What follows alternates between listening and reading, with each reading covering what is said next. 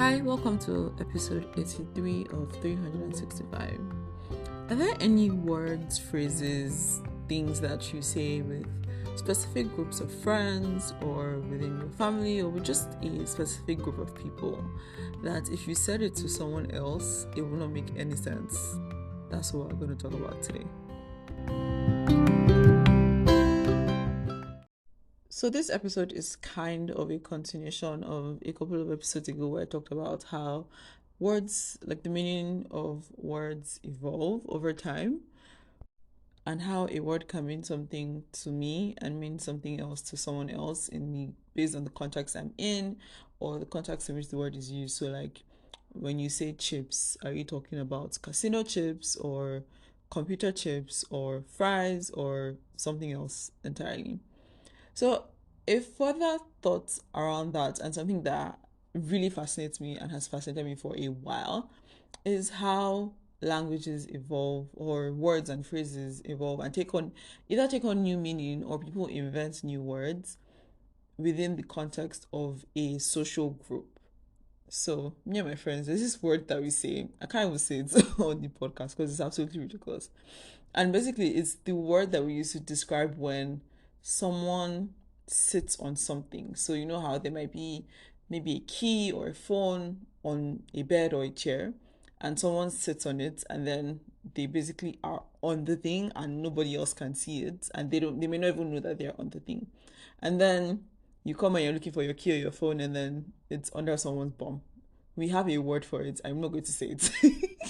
But like I think about things like that, like I don't even know how that word came to be and how it is now a thing in our shared vocabulary that may make no sense at all to anyone else.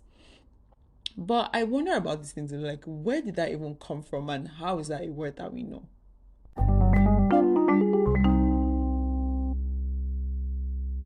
I know that sometimes these words or phrases may come from maybe when you were a child and you used to mispronounce a word or describe a word as something interesting or weird. Then everyone in your family or your immediate family at least starts referring to that thing in that weird way, and that is how you guys in your own close knit social group now describe that thing.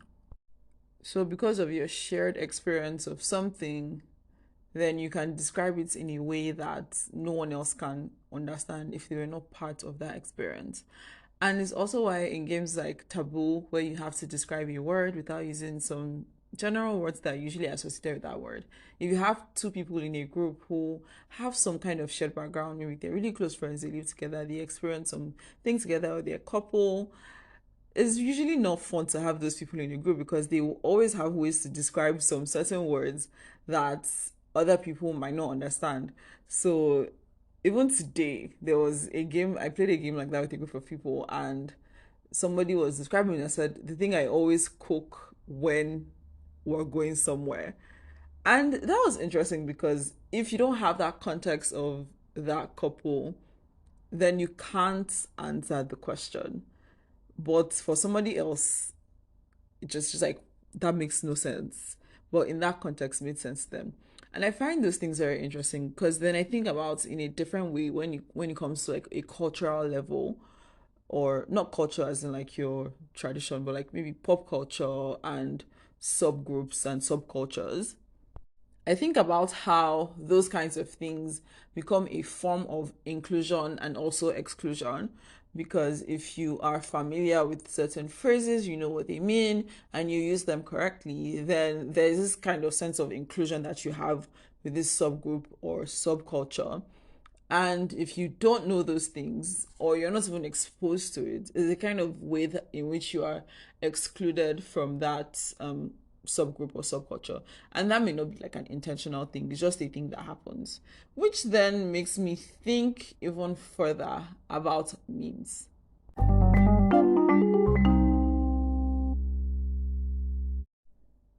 The thing that fascinates me the most about memes is how you just stumble upon this image online somewhere. And then after you see a couple of people use it, you know what it means. Like the first time that I saw the SpongeBob meme. At first, I was like, I don't get this. And then after I saw a couple of people use it sometime, I was like, oh, so that is what that means. I didn't even have to Google, like, what does this meme mean? And that I find so interesting. Like, even if you've not watched the source material or seen the source material of where those memes come from, whether it's a movie, a cartoon, or something else, just in the way that it is used, you can glean the meaning.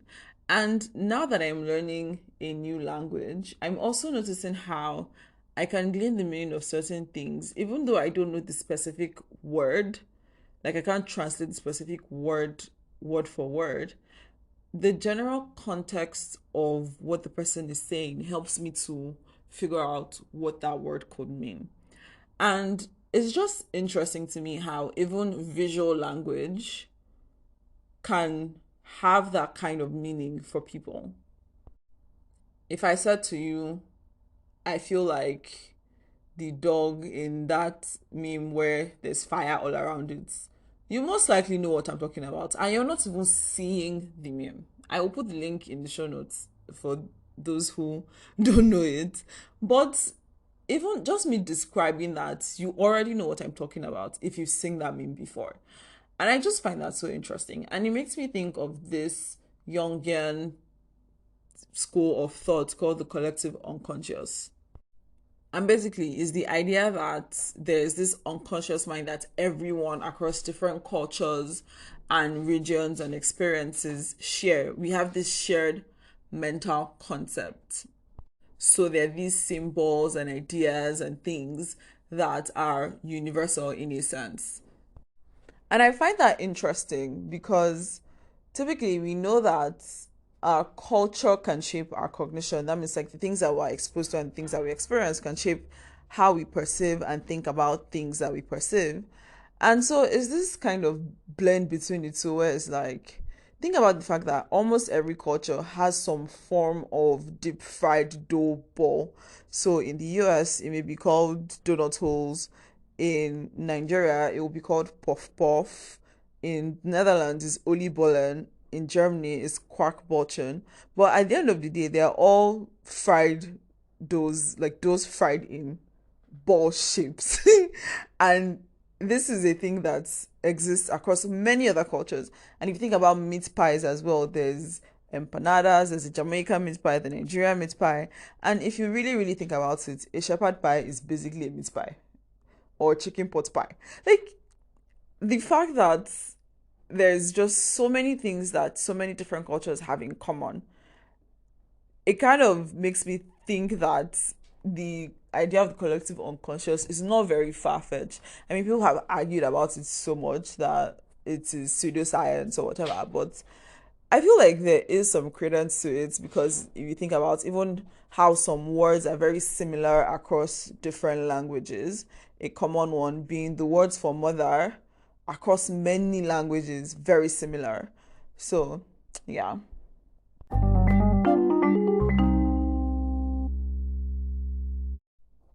I don't think that I have a tidy ending to this.